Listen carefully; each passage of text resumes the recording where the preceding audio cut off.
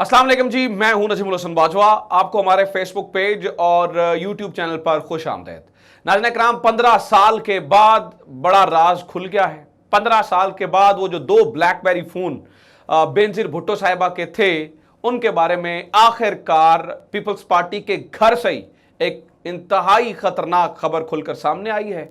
जरदारी साहब बहुत बुरी तरह से फंस गए हैं।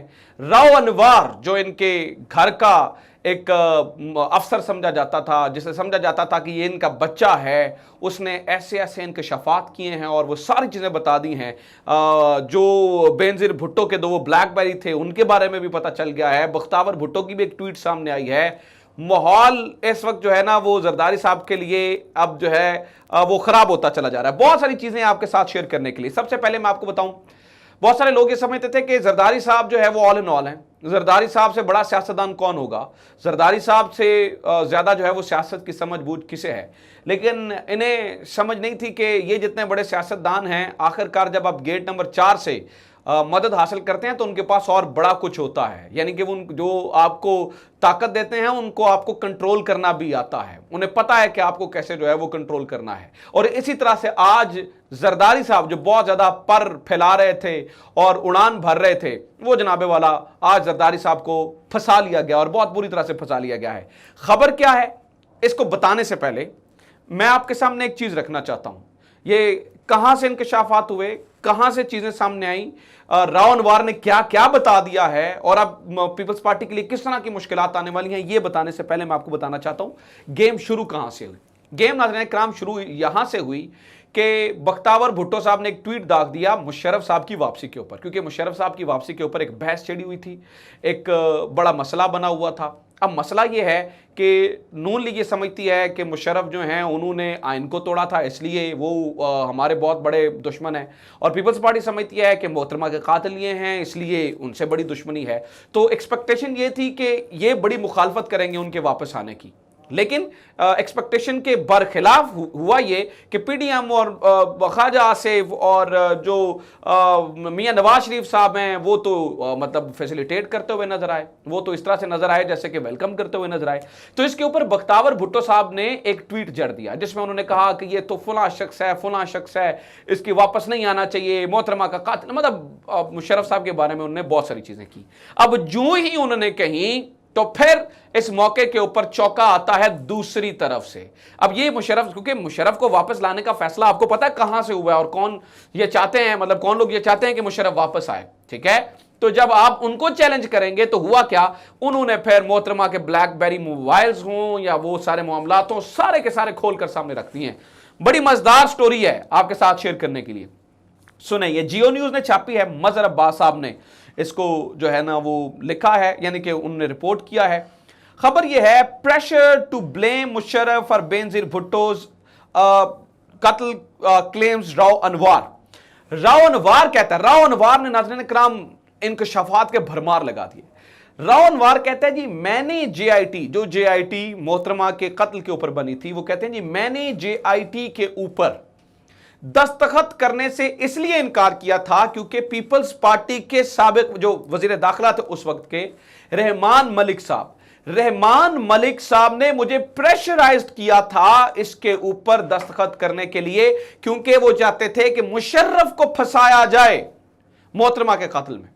और ये राव अनवार समझता है कि वो कहता है कि मुझे नहीं लगता था कि जो वो मुशर्रफ साहब हैं वो इस पूरे मामले में इन्वॉल्व है, इसलिए कहता है कि मैंने उस जेआईटी के ऊपर दस्तखत नहीं किए।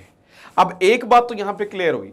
अब राव अनवार साहब जो जिन्होंने एएसआई से एसएसपी का सफर इनकी आशीर्वाद से तय किया था, जो पीपल्स पार्टी का जो है ना वो राइट हैंड समझे जाते थे, जिनकी वजह से आज आपको पता है पीटीएम उठ के खड़ी हो गई वो उस बच्चे का कत्ल के बाद, तो वो राव अनवार जो है वो इंकशाफात कर रहा है। आगे चलकर वो एक और इंकशाफ करता है।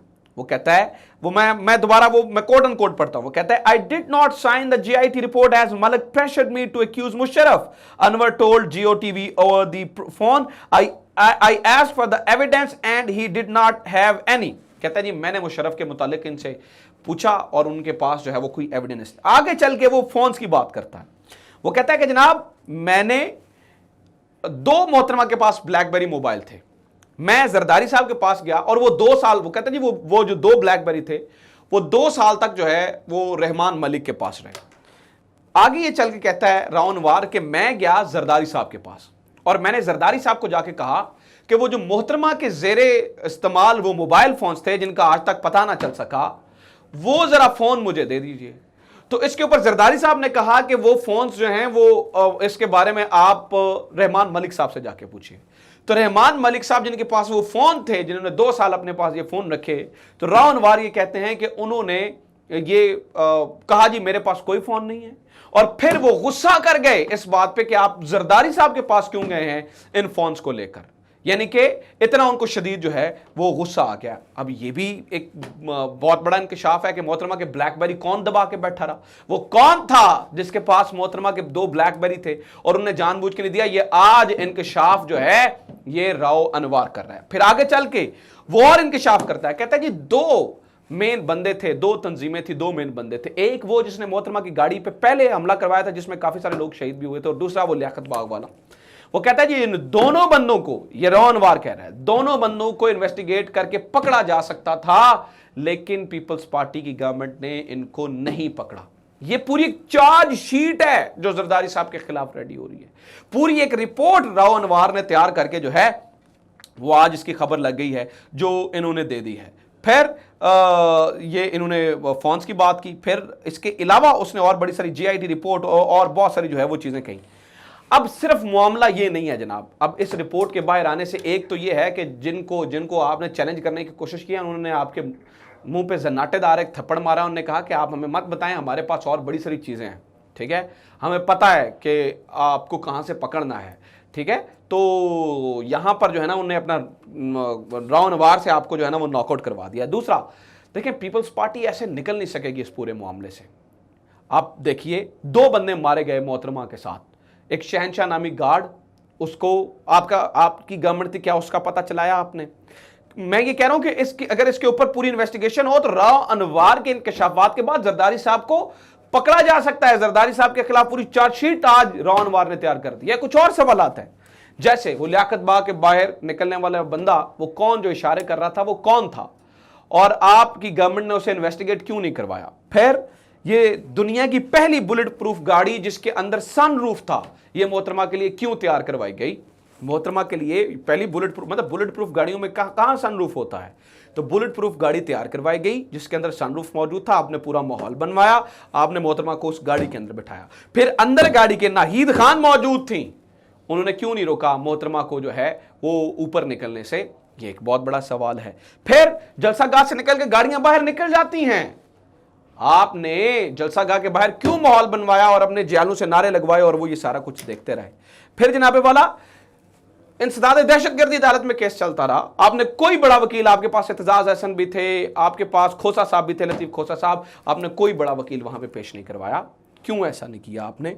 फिर जनाबे वाला अब देखें, आसिफ जरदारी साहब को बहुत सारे सवालों का जवाब देना है। ये पूरी आप एक चार्जशीट तैयार आपके खिलाफ आपके अपने बच्चे राव अनवार ने कर दी है, क्योंकि राव अनवार ने आपको बता दिया है कि उसकी वो आजकल बेल पे हैं 400 बंदों के कत्ल के जुर्म में, तो उन्होंने तो आपको आईना दिखा दिया है।